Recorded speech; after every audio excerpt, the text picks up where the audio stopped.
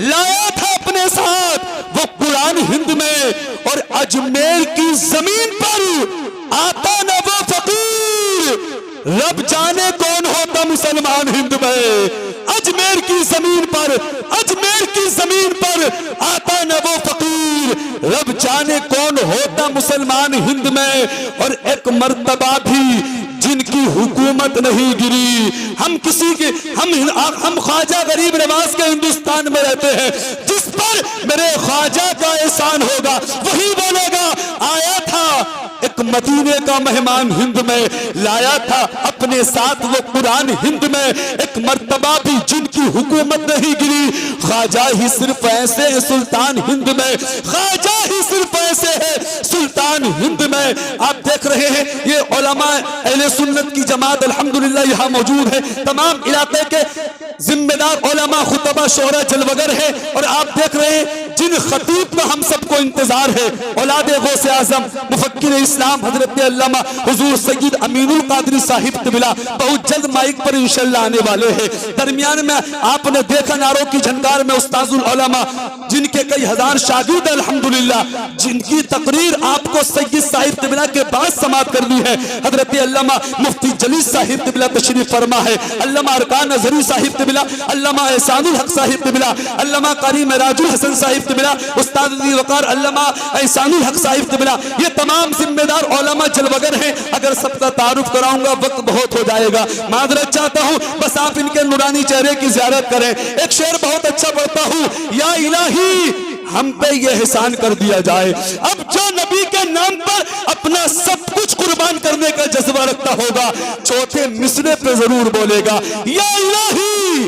ہم پہ یہ احسان کر دیا جائے۔ دعائیں چاہوں گا تمام علماء کرام کی، یا الہی ہم پہ یہ احسان کر دیا جائے، ہمیں مدینے کا مہمان کر دیا جائے، ہمیں مدینے کا مہمان کر دیا جائے، اور نبی کے دین کو سر کی اگر ضرورت ہو، نبی کے دین کو سر کی اگر ضرورت ہو، ہمارے نام کا اعلان کر دیا جائے، نبی کے دین کو، نبی کے دین کو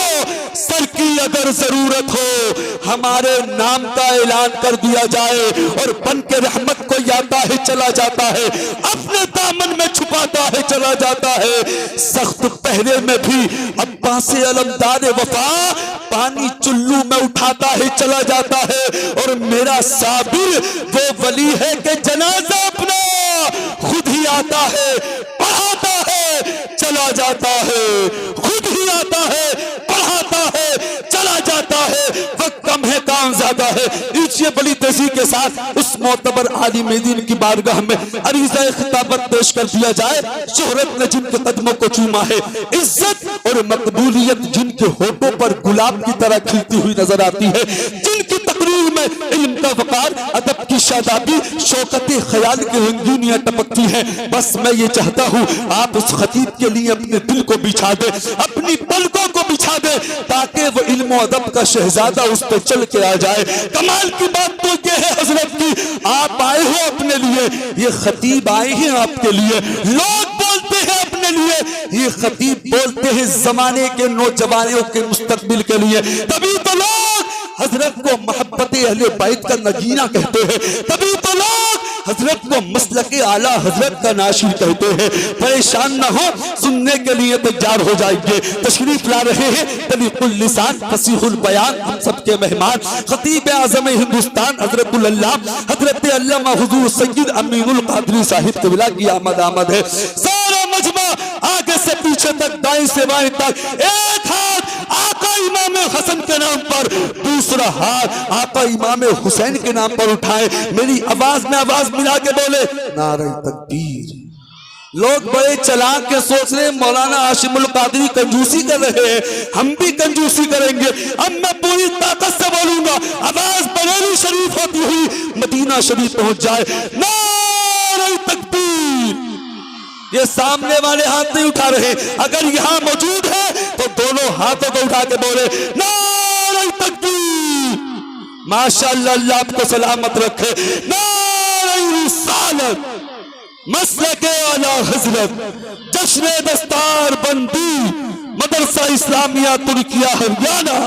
علماء اہل سنت حضور سید امین القادری صاحب قبلہ نعرہ تکبیر نعرہ رسالت با ادب پھر ادب کا مقام آ رہا ہے، محمد کا بے غلام آ رہا ہے، منور کرے دل کو جس کی خطابت کا اب وہ امام آ رہا ہے۔